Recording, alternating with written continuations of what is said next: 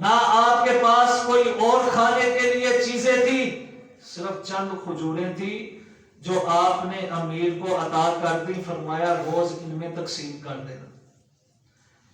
اور ہمیں شروع میں دن میں ایک کھجور ملتی تھی، پھر ایسا وقت آیا کہ ہم درختوں کے پتے اتار کر پانی میں بھگو کر ان کو کھاتے تھے، لیکن اس حالت میں بھی اللہ کا شکریہ ادا کرتے تھے۔ آج کئی لوگ ایسے ہیں، ان کی دنیا ہی اس بات پہ ہوتی ہے کہ ہمیں کھانا کھانے کو ملے، ہمیں روٹی اچھی ملنی چاہیے، کسی غریب کی دعوت نہیں کرتے، کسی غریب کے گھر نہیں جاتے، غریب بہن ہو اس کے گھر نہیں جاتے، غریب بھائی ہو اس کے گھر نہیں جاتے۔ دیکھتے ہیں کہ ہمیں دعوت مل گئی ہے، یہ بندہ غریب ہے، یہ بندہ مزدور ہے، اس کے فنکشن میں شریک نہیں ہوتے، اس کی بیٹی کے گھر، اس کی بیٹی کی شادی پہ نہیں شریک ہوتے، سارا دار و مدار روٹی پر ہے کہ اس نے کھلانا کیا ہے۔ حضرات پھر دعوت اگر امیر کی ہو جائے پھر بھاگ کر ہم جاتے ہیں،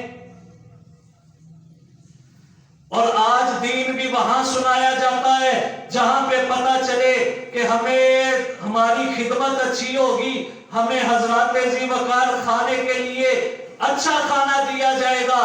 جہاں پہ پتہ ہو جماعت کمزور ہے، وہاں پہ ٹائم نہیں ملتے، وہاں پہ آ کے دین بیان نہیں کیا جاتا، اس گھر میں چودھری نہیں آتا، اس گھر میں ایم پی اے نہیں آتا، اس گھر میں ناظم نہیں آتا، جس گھر میں پتا ہو کہ کھانے کو کچھ نہیں ملنا۔ صحابہ کرام اعلاء کلمت اللہ کے لیے نکلے تو حالت کیا ہے؟ چند کھجوروں کے سوا کچھ نہیں۔ صحابہ بیان کرتے ہم کمزور پڑ گئے، پھر اللہ کا تو وعدہ ہے نا کہ جو میرے راستے میں نکلے گا، اعلاء کلمت اللہ کے لیے نکلے گا، اس کے رزق کا ذمہ میرے اوپر ہے، میں اس کو رزق دوں گا۔ کہتے ہیں ساحل سمندر پہ ہم سفر کر رہے ہیں، اچانک ریت کے ٹیلے سے ایک بہت بڑی چیز نمودار ہوتی ہے، ہم دیکھتے ہیں وہ بہت بڑی مچھلی ہے، ہم نے اس کا نام عنبر رکھ دیا۔ اب صحابہ کرام کے دو گروہ بن گئے، بعض کہنے لگے اس کو کھانا چاہیے، بعض کہتے ہیں نہیں کھانا چاہیے کیونکہ مردار ہے۔ امیر محترم نے کہا کہ ہمیں کھانا چاہیے کیونکہ ہم سفر کی حالت میں ہیں، اضطراری حالت میں ہیں، مجبوری کی حالت میں ہیں، یہ جائز ہے۔ حضرات ذی وقار صحابہ کرام کہتے ہیں ہم نے اس مچھلی سے کھانا شروع کر دیا، ایک ماہ تک ہم وہاں پہ رہے، ایک ماہ تک وہ مچھلی ہم سے ختم نہیں ہوئی، یہاں تک کہ ہم صحت مند ہو گئے، موٹے تازے ہو گئے، رحمت کائنات کے دربار میں پہنچے۔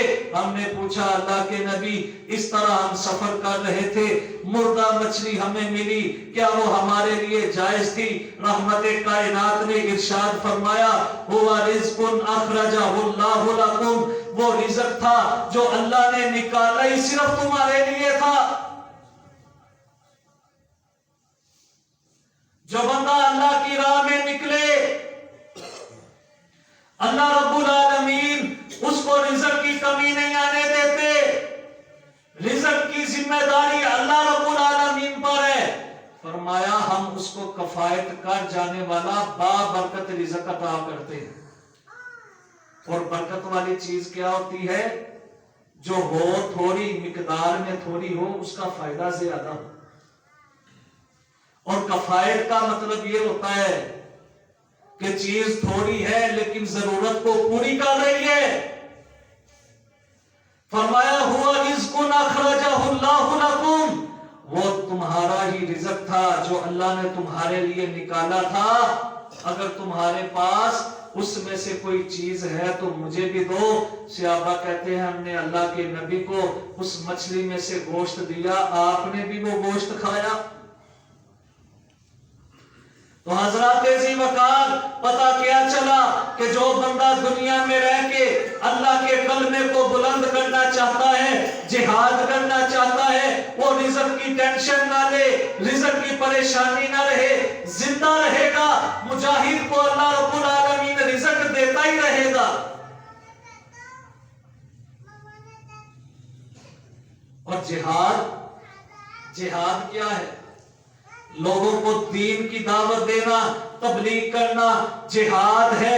हजरत जी वकार तौहीद की लोगों को दावत देना, शिरक से आजाद करना, लोगों को दुनिया के माबूदों से छुड़वाकर अल्लाह के सामने सजदा रेज करना, ये अफजल तरीन जिहाद है और सबसे बड़ा जिहाद है। अल्लाह रब्बुल आलमीन फरमाते हैं वजाहिदहुम बिहिम जिहादन कबीरा, ऐ मेरे नबी मुशरिकीन मक्का से बड़ा जिहाद कीजिए। मक्का में रह के जिहाद किताल फर्ज नहीं हुआ था, तब कौन सा जिहाद था? तब तौहीद की दावत थी कि मुशरिकीन को तौहीद की दावत देना। अल्लाह फरमाते हैं सबसे बड़ा जिहाद है।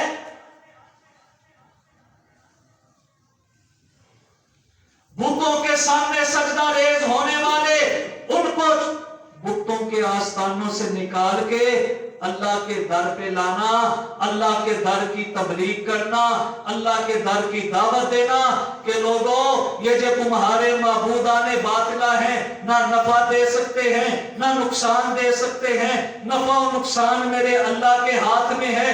अल्लाह के सामने ही सजदा रेज हो जाओ, अल्लाह से ही मांगा करो, किसी और से ना मांगा करो, क्योंकि दुआ इबादत है और दुआ अगर किसी और से की जाए शिरक है। दुआ अगर करनी है तो सिर्फ अल्लाह से करो,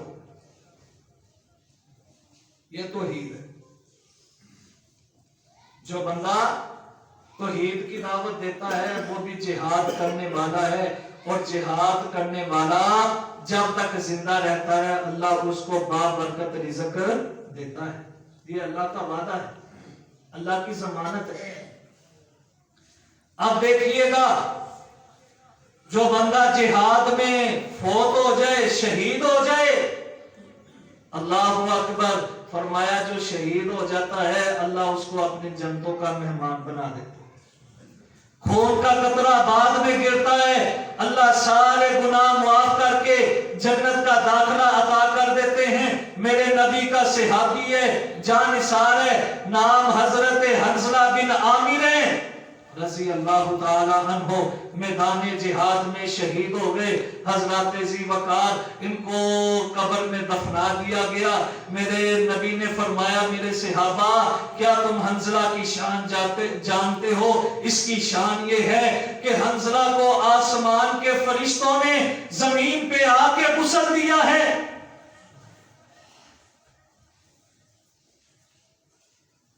शहीद की कोई आम शान नहीं, बल्कि जो अल्लाह की राह में शहीद हो जाए अल्लाह के फरिश्ते उसको गुस्ल देते हैं।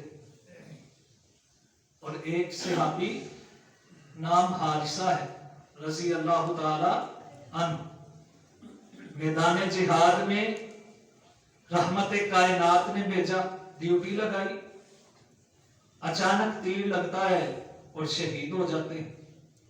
मां को पता चला, मां आई, कहा अल्लाह के नबी मुझे बताइए मेरा बेटा जन्नत में गया है कि नहीं गया?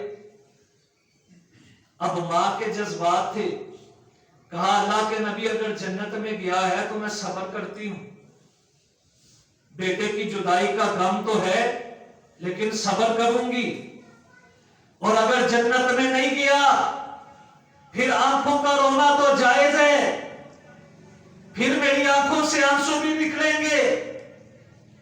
अल्लाह के नबी ने क्या इरशाद फरमाया, और सुने शहीद की शान क्या है।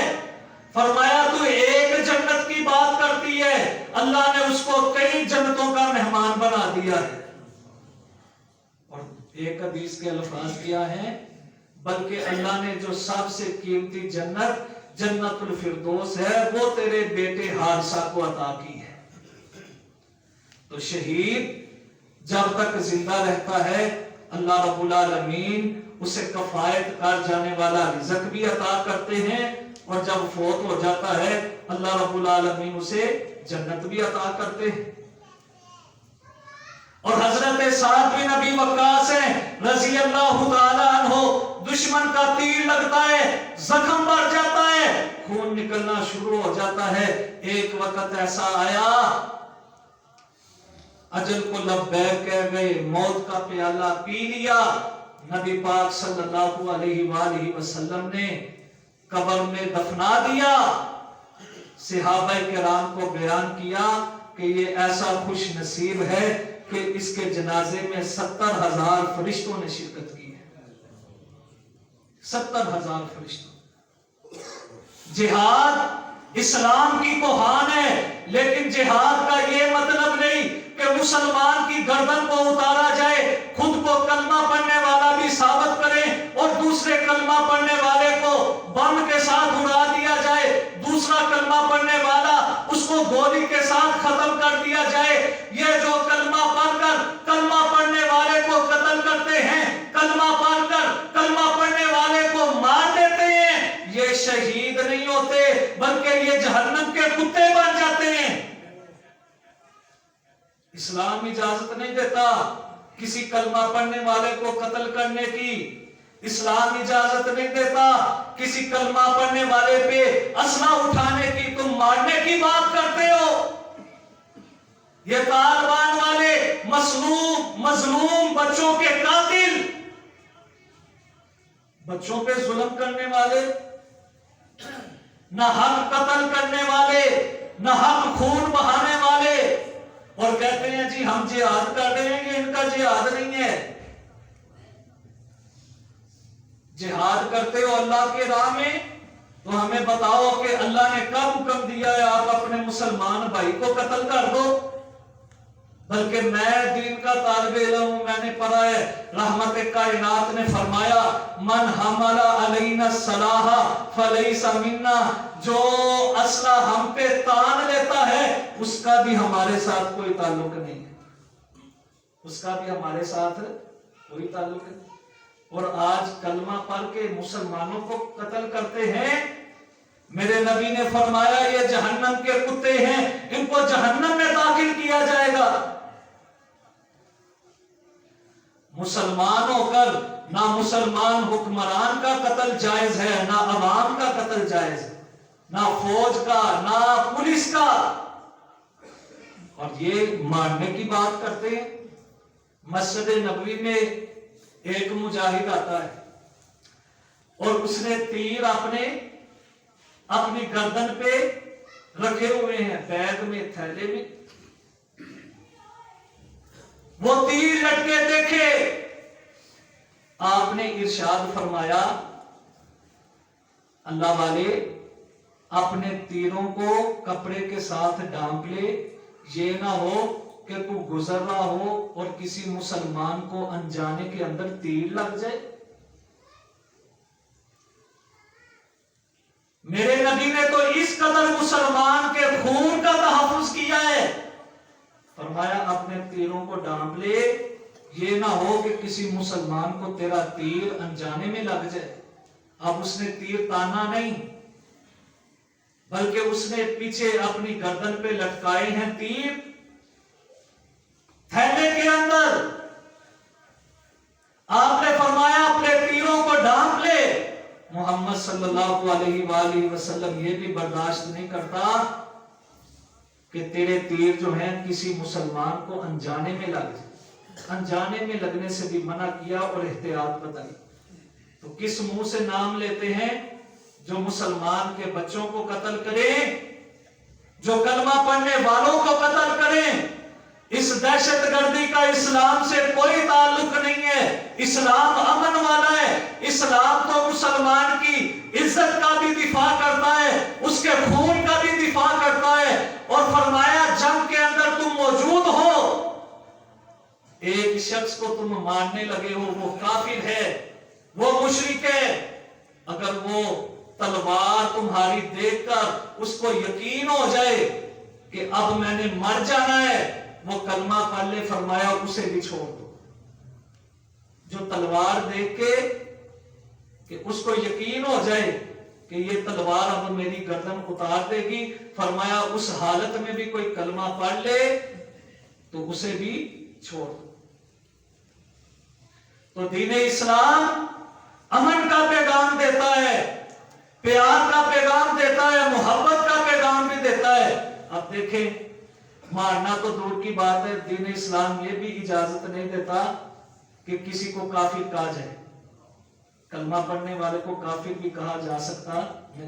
से अभी बयान करते हैं अल्लाह के नबी, एक बंदे ने तलवार से बचने के लिए कलमा पढ़ लिया, फरमाया तूने उसका दिल चीरा है, तुझे नहीं पता कि उसने कलमा कैसे पढ़ा है, ये उसका और उसके रब का मामला है, तूने नहीं उसे मारना। आज कलमा पढ़ने वाला, बज़ाहिर नमाजें पढ़ने वाला, ये उन पे बम फोड़ देते हैं और कहते हैं हम बड़े मुसलमान हैं। आप मुसलमान भी नहीं हैं। आपने एक मुसलमान पे हमला किया है, उसको शहीद किया है, उसको जख्मी किया है। मेरे नबी ने फरमाया असला खड़ा करने वाला और मुसलमान पे असला रखने वाला, खड़ा करने वाला, फरमाया उसका हमारे साथ कोई ताल्लुक नहीं, तो मुसलमान है ही नहीं। 12 जो अल्लाह की राह में निकलने वाला है, गाजी बन जाए, माले गनीमत भी मिलती है और अजर भी मिलता है, और फौत हो जाए तो अल्लाह की जन्नत में भी दाखिल होता है। एक बंदा हो, दूसरा बंदा फरमाया वाला जो राह इलल मस्जिद फहुवा ज़ामिनुन अलल्लाह इन आशा रुज़िका व खुफिया व इन माता अदखलहुल्लाहुल जन्ना। फरमाया दूसरा बंदा वो है कि जो मस्जिद की तरफ चलता है, मस्जिद में आके नमाज पढ़ता है, फरमाया यहाँ तक के हत्ता यतवफ़्फ़ाहुल्लाहु, अल्लाह उसको फौत कर देगा।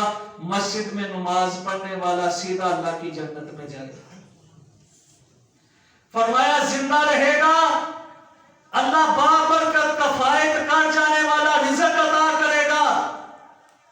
आज दुकानों पे नमाज पढ़ लेते हैं जी, गाकी का टाइम, आज घरों में नमाज पढ़ लेते हैं, आज काम काज पे नमाज पढ़ लेते हैं, मस्जिद में नहीं आते, रिज़्क़ की टेंशन है। नबी पाक ने फरमाया अल्लाह ज़मानत देता है कि अल्लाह उस बंदे को रिज़्क़ जरूर देगा, बाबरकत रिज़्क़ देगा, उसे किसी जरूरत में कमी नहीं आएगी। जो बंदा मस्जिद में आके नमाज पढ़ता है, और कलमा पढ़ने वाला आज क्या कहता है, मेरे कारोबार का नुकसान होता है लिहाजा मैं मस्जिद में नमाज नहीं पढ़ सकता। गारंटी देता है रब, गारंटी देता है अल्लाह ताला कि जो मस्जिद में आके नमाज पढ़ता है, रिज़्क़ की गारंटी मेरी, रिज़्क़ का ज़ामिन मैं। आज कोई हुकूमत पाकिस्तान ऐलान कर देना कि उसको 5 मरले का मकान मिलेगा, जो 2 टाइम का खाना ना खाए, बड़े बड़े अमीर भी खाना छोड़ देंगे, दफ्तरों के चक्कर लगाएंगे, जी ये देखें मेरे पास गवाह है, मेरे पास सबूत है, मेरा आप टेस्ट करा लें, मैंने खाना नहीं खाया, मैंने जनाब कोई चीज नहीं खाई। इसके लिए दुनिया के लिए मारे मारे फिरेंगे, लेकिन रब जो गारंटी दे रहा है, रब ने फरमाया जो मस्जिद में आके नमाज पढ़ता है, अल्लाह ज़मानत देता है कि उसको बाबरकत रिज़्क़ मिलेगा, फौत हो गया तो सीधा अल्लाह की जन्नत में जाएगा। फरमाया मन ततहरा फी बैती, जो बंदा घर में वुजू करता है, सुम्मा मज़ा इलल मस्जिद लियक़ज़िया फरीज़तन मिन फ़राइज़िल्लाह, जो बंदा घर में वुजू करके अल्लाह की मस्जिद में आता है ताकि वो फरीजा अदा करे, फरमाया एक कदम के बदले अल्लाह उसके गुनाह को मुआफ कर देता है, एक कदम के बदले अल्लाह जन्नत में दर्जा बुलंद कर देता है। और दर्जे को ऐसे समझे कि दुनिया के अंदर जिनके स्केल बढ़ते हैं, ये सरकारी मुलाजिम है, स्केल बढ़ने का इनको बड़ा शौक होता है कि इनका स्केल बढ़ जाए, स्केल बढ़ जाए। फरमाया मस्जिद में आके नमाज पढ़ोगे, अल्लाह तुम्हारे दर्जे बुलंद कर देगा। टाइम मुकम्मल हो गया है, इंशाअल्लाह अगले जुमे बाकी बयान करेंगे। अल्लाह रब्बुल आलमीन जब तक हमें जिंदा रखे, मस्जिद में आके नमाज पढ़ने की तौफीक अता फरमाए, और अल्लाह अपने दीन की सरबुलंदी का हमसे काम ले। आखिर दावाना अनिल हम्दुलिल्लाह।